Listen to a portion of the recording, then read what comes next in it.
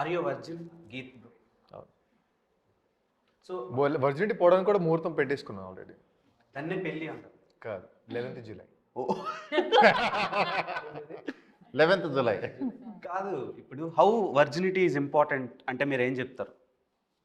చాలా ఇంపార్టెంట్. అంటే ఇప్పుడు అమ్మాయిల గురించే ఇప్పుడు వర్జినిటీ అనే టాపిక్ దానికి రిలేట్ అవుతూ ఉంటుంది. ఇప్పుడు అబ్బాయిలది కూడా చాలా ఇంపార్టెంటే కదా, దాని గురించి ఎవరు మాట్లాడుకోరు.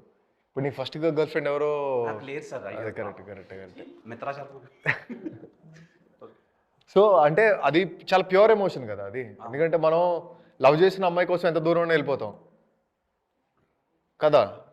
అంటే నేను చేయను. సో లవ్ చేసిన అమ్మాయి కోసం ఎంత దూరం వెళ్తాం, ఏదైనా ఇబ్బంది జరిగితే అంతే బాధపడతాం. సో అంత ప్యూర్గా ఉంటారు వర్జిన్ బాయ్స్ అనే ఎమోషన్ అది. సో అదే చాలా ఇంపార్టెంట్ అంతే. నేను ఎవరికి చెప్పలేదు ఐ లవ్ యూ. ఈ సినిమాలో మిత్రా శర్మ పేరు సరయు.